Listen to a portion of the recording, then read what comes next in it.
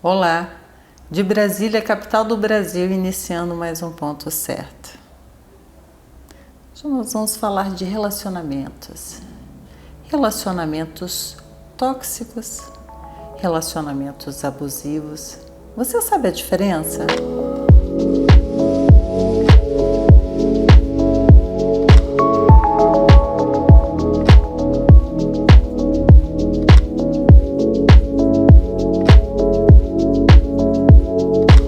E a nossa convidada essa noite para tratar desse tema é a doutora Raíssa Guedes. Muito obrigada por atender ao nosso convite e conversar sobre esse tema que todo mundo se relaciona. Imagina, eu que agradeço esse convite. É um tema muito importante mesmo da gente falar. Doutora Raíssa, então já vamos entrar aqui logo. É fácil identificar um relacionamento abusivo? Olha, fácil não é. Nem um relacionamento abusivo, nem um relacionamento tóxico. Porque geralmente a forma como a pessoa constrói a identidade de amor que ela tem, de afeto que ela tem, é algo muito complexo. E que de alguma forma gera muita confusão dentro de uma relação, ela entender que tem características de violência, de abuso. Então, não são sinais muito claros, até porque a outra parte muitas vezes utiliza de chantagem, abusos, manipulações, e que deixa a pessoa ainda mais confusa. Eu quero começar pelo abusivo porque eu acho que ele é mais fácil, embora tenha toda essa dificuldade de ser identificado, porque geralmente ele vem com aquele tom depreciativo, né? Tem uma certa violência psicológica, às vezes física. Vamos falar para as mulheres que nos assistem características muito fortes que elas podem detectar no relacionamento que elas estejam iniciando, formas de abuso. Então, geralmente o relacionamento abusivo, ele já vem com essa característica de violência, e essa é a grande diferença entre um relacionamento abusivo e um relacionamento tóxico. Porque o parceiro ou a parceira, a pessoa envolvida, ela tem a intencionalidade de praticar uma violência, que se apresenta como comentários depreciativos, né? Você é burra ou você é burro, você não dá conta, você não consegue sem mim. Geralmente também, de alguma forma, trata a pessoa como a única relação que ela pode ter na vida, né? Então, a única pessoa que vai gostar de você sou eu, você não é uma pessoa atraente, você não é uma pessoa bonita o suficiente. Tudo isso é uma agressão psicológica e emocional. Ou então depreciativo, né? Você tá gorda, você antes me tratava melhor, agora você não me trata tão bem assim, você deixou de me amar, você, olha aí, a nossa casa tá desorganizada. É sempre de uma forma a trazer uma culpa, né? Fazer com que, do que eu estou falando aqui, no caso, a mulher, tá? Porque sim. nós vemos pelas estatísticas que as mulheres sofrem mais isso, mas isso não livra os homens, não. Porque é curioso, quando a gente até encontra um homem também dentro de um relacionamento sendo manipulado, né? Chega a ser curioso, porque a imagem que o homem geralmente nos passa é de ser um ser mais pragmático, racional, né? Não tão emotivo, e no entanto também cai nessa armadilha. E eu gostaria que a gente pudesse entrar agora na questão do relacionamento tóxico, porque eu acho que esse é mais sutil. Ele vem junto com as vendas da paixão, aonde a pessoa não consegue enxergar. Eu gostaria de conversar sobre isso daí. Geralmente o relacionamento tóxico, ele está permeado socialmente de uma forma muito natural. Então as pessoas costumam naturalizar muito as relações tóxicas, os comportamentos tóxicos dentro das relações. E isso por uma questão muito clara. A gente vive uma sociedade muito adoecida, né? As construções de relações sociais, elas ainda estão pautadas em um lugar muito adoecedor. Então não fica muito fácil e simples de ver, né? De se enxergar dentro de uma relação tóxica. Aqui a gente está falando sobre uma questão de relação amorosa, mas a relação tóxica ela cabe em todas as outras dimensões. Né? E as características assim que podem ser sinais que as pessoas podem, né, observar dentro da relação com pais, filhos, parceiros, de amizade, chefes, o quanto que ela se sente de alguma forma, sabe aquele sentimento de eu estou pisando em ovos com essa pessoa? Ou eu estou me sentindo acuada, ou de alguma forma eu estou me sentindo muito culpada. Não sentimento há uma leveza, né? Isso. Ali numa relação, onde a pessoa ou tenha que conviver com coisas que não gostaria, talvez estando desagradável, né? Geralmente quando a pessoa pensa, né, nessa dúvida, será que eu estou vivendo uma relação tóxica? Com certeza a resposta é sim, porque senão ela não teria dúvida. Não teria dúvida, não estaria pensando. Né? Exatamente. Mas a identificação, ela também não é fácil. Não. E eu gostaria de entrarmos agora nas questões de algumas figuras, tá? E vou falar por quê. Eu também já caí nessa esparrela aí. De ter um relacionamento. Quem nunca? De ter um relacionamento tóxico. Já caí nessa esparrela e vou contar aqui. Mas eu gostaria de falar figuras como, por exemplo, o narcisista. Como a gente pode identificar traços do narcisista, porque eu acho que esse é o pior. Nossa, esse pra mim, ele é o concurso. Sim, no caso, esse traço narcisista, ele deixa ainda mais claro que você está estabelecendo uma relação tóxica com alguém, justamente pela patologia. Né? Não há como se estabelecer uma relação saudável com um narcisista, porque ele não consegue fazer essa troca genuína. Né? Para ele, para o narcisista, tudo gira em torno dele.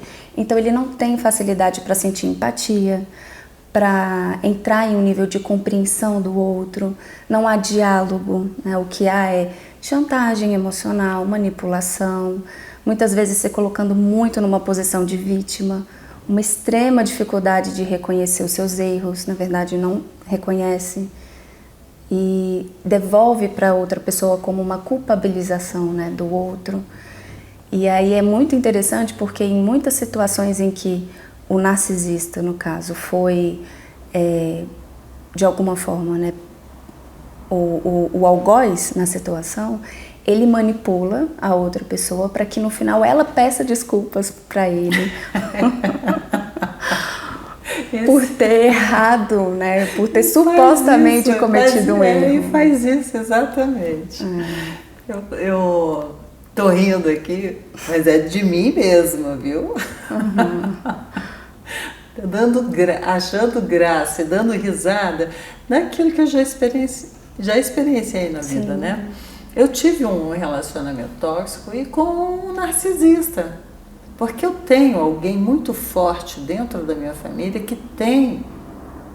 que é um narcisista. Então eu consigo identificar bem, mas caí nessa esparrela, caí ali enquanto estava apaixonada. E quando eu fui percebendo, e é típico do narcisista fazer isso, ele não tem razão alguma, mas ele vira o jogo para que a pessoa se sinta culpada e ele jamais vai estar errado. É assim, chega a ser cômico. Eu acho que é cômico quando você depois que você já percebe, consegue identificar, chega a ser cômico isso. Por isso que eu estou dando risada, de pensar como é que eu caí, né, numa calhofa dessa, num relacionamento desse. Mas como você disse, né, todos nós podemos, em algum momento, cair numa relação dessa, mas é muito importante a gente pensar também que nós todos temos, em algum nível, algum comportamento tóxico. Isso não quer dizer que sejamos pessoas tóxicas, mas isso quer dizer que em algum momento na nossa vida, no estabelecer, né, das relações, de alguma forma eu vou trazer uma toxicidade, uma não empatia, uma não compreensão pelas condições do momento. Mas isso é muito diferente de estar numa relação em que o outro seja tóxico de uma forma patológica. E constante, né? Exato, porque constante, a patologia é isso, né? É recorrência. Essa constância aí. Mas eu concordo, eu acho que todo dia é dia de fazer uma autoavaliação. Sim. E de algo que a gente identifica ali que não foi muito legal. Às vezes, né, acontece de identificarmos em outras pessoas, né? É aquela história. Você está querendo tirar um cisco no olho do outro sem tirar um graveto que está nos seus. Mas há essa identificação e eu acho que realmente a pessoa tem que trabalhar para poder se autoconhecer, modificar esse relacionamento aí que eu tive, né, com o meu ex-narcisista aí. Não vou revelar, gente, o nome, porque eu tive mais de um ex, tá? Então, não vai ficar fácil assim para saber quem é, não. Acho que só ele mesmo que vai se identificar aí. Mas sabe que isso é muito difícil para um narcisista? Enquanto eu estava... É bem provável que ele realmente, ele não vai se identificar. Os nem outros vai achar que é com ele. Os outros que não são é que vão pensar se eu estava falando, né, deles. Mas esse relacionamento aí me fez, assim, amadurecer muito.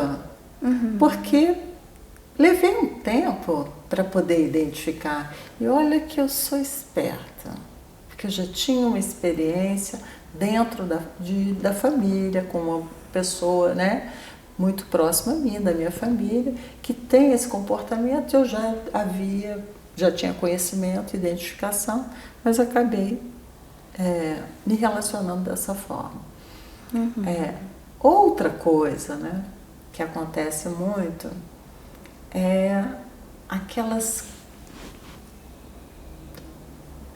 formas de relacionamento em que a pessoa se vitimiza, e aí eu não estou falando só do narcisista, eu estou falando bem o manipulador, porque tem um manipulador que é jogador, né?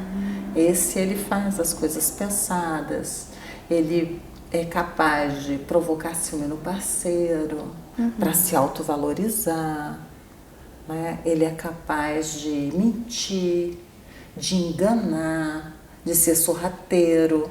Vamos falar dessas figuras aí?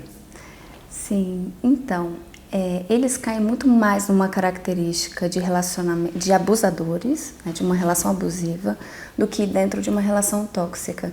Porque a grande diferença de uma relação abusiva para uma tóxica é que na abusiva há uma intencionalidade, há uma consciência da pessoa em provocar de ter aquela intenção, né? Provocar o ciúme, em mentir, em esconder, em enganar. Né? Sim. Então, muitas vezes uma pessoa que está sendo tóxica com a outra, ela não tem dimensão disso. E ainda que se fale sobre o comportamento dela, há uma dificuldade de reconhecimento, muito pela própria construção de vida dela, né? A forma como ela foi introjetando a ideia de relação. Então, para ela, aquilo é natural. Ela não se vê como uma pessoa tóxica. Diferente de um abusador, ele faz com a intencionalidade de provocar um sofrimento, de provocar uma violência no outro. Seja retirando a privacidade, né, da pessoa, seja de alguma forma fazendo a pessoa se sentir completamente com medo, né, acuada, medir as palavras do que vai dizer. Isso também acontece nas relações tóxicas, mas o nível de intensidade é que é diferente. Por isso que talvez seja mais difícil reconhecer que você está num relacionamento tóxico, porque esses sinais não são tão evidentes quanto é no abusivo. Eu acho que no abusivo também a patologia ela ganha um grau de elevação, né? Sim. Aí a gente vai para diversos tipos de psicopatias. Né? Nossa, doutora Raíssa, me fala aqui. Os relacionamentos estão assim, cada dia mais abusivos, mais tóxicos, principalmente depois da pandemia, porque eu observo que as pessoas mentalmente elas não estão muito bem, não, equilibradas. A gente vê muito transtorno e muito desequilíbrio. Como é que estão esses relacionamentos? Com certeza existe uma diferença, né, dentro das relações humanas pós-Covid, né, pós-pandemia. E claro, isso se reflete nas relações mais próximas, de vínculos mais fortes. E as relações humanas elas já são complicadas por natureza em qualquer século, né? Os relacionamentos abusivos e tóxicos sempre existiram, mas agora há um agravante. Acredito que a falta de educação emocional, não que a gente tenha tido no passado, mas que hoje, pelo excesso de estímulos que todos nós temos, né, o avanço da tecnologia que não acompanha o nosso avanço psicológico e emocional, faz com que crie esse gap, né, essa lacuna entre o entendimento das relações humanas dentro dessas relações digitais, tecnológicas. E aí se perde muitos valores mesmo. O valor de respeito, o valor de limite, o valor de autoconhecimento e o quanto que isso é necessário. Então, sim, a gente tem uma predominância dentro das relações em geral que levam para relações tóxicas, para relações abusivas. Isso se dá muito como eu falei, né, pela construção de uma sociedade que se relaciona de uma forma ainda muito adoecida, em que não há um processo de educação emocional, em que não há um processo de uma disponibilidade de autoconhecimento. E que para que eu esteja, né, numa relação de qualidade com o outro, eu preciso primeiro estabelecer uma relação de qualidade comigo. Eu acho que o relacionamento interpessoal, ele começa primeiro dentro da família e, obviamente, né, ninguém é perfeito. Nós vamos começar por aí, que ninguém é perfeito. Esse é o limite claro da natureza humana. Todas as pessoas têm as suas qualidades e têm os seus defeitos e em momento algum aqui também achamos que estamos aqui sem defeitos, né? Eu mesmo tenho vários defeitos, mas é conseguir reconhecer aquele, vamos dizer assim, aquele pedacinho que está ali saindo um pouquinho do tom e buscar trabalhar isso, né? E também conseguir identificar, porque, olha, eu trabalho com direito, você trabalha, né, com o interior das pessoas, com a mente, com o sentimento, que eu acho que é muito complicado. Como advogada, de vez em quando eu tenho que lidar com isso, porque as pessoas buscam um advogado já pensando que ele também é psicólogo, que ele, enfim, é conselheiro, que ele é pai, que ele é mãe, isso é muita coisa, que vai resolver tudo. Mas como é que a gente poderia, vamos dizer assim, eu não digo um passo a passo, mas algumas dicas para quem nos assiste agora de fugir. Começou um relacionamento ali, identificou algumas coisinhas, procura sair pela tangente, a não ser, é claro, que a pessoa queira vivenciar aquilo e ficar num relacionamento que venha a ser tóxico, que venha a ser abusivo, que também isso pode acontecer, pode. Todo mundo é livre para qualquer coisa. Sim. O primeiro passo fundamental é o autocuidado, né? É trabalhar de alguma forma a sua autoestima, seja por meio de psicoterapia, seja por meio de recursos que a pessoa busque para que ela de alguma forma tenha esse desenvolvimento intrapessoal, para que ela de alguma forma se conheça os limites dela, porque em algum momento dentro das relações humanas ela vai precisar colocar esses limites, mas para colocá-los ela precisa reconhecer, né? Então, com certeza é fundamental o autocuidado para que se desenvolva uma autoestima. Agora, quando uma pessoa está dentro de uma relação dessa, é muito importante que ela também tenha uma rede de apoio afetivo e emocional fora dessa relação, que a fortaleça num valor individual para que ela consiga tomar uma decisão de sair ou não, né? Até porque é difícil identificar. Exatamente, a gente precisa muito do outro. Eu falo assim, eu levei muito tempo, eu me lembro assim de situações que a pessoa estava abertamente me manipulando, me controlando, né? Querendo controlar meus horários, enfim, inventando doença para que eu estivesse por perto e tal. E no começo a boa fé, assim, de pensar... A naturalização, assim, de achar, não ver a malícia daquela situação e achar que realmente a pessoa era uma coitadinha, uma pobrezinha, que estava necessitada daquela atenção, daquele carinho, que se eu não tivesse ali, coitadinha, ia morrer, tanto não morreu que está viva e até hoje, graças a Deus, não está do meu lado mais. Sim.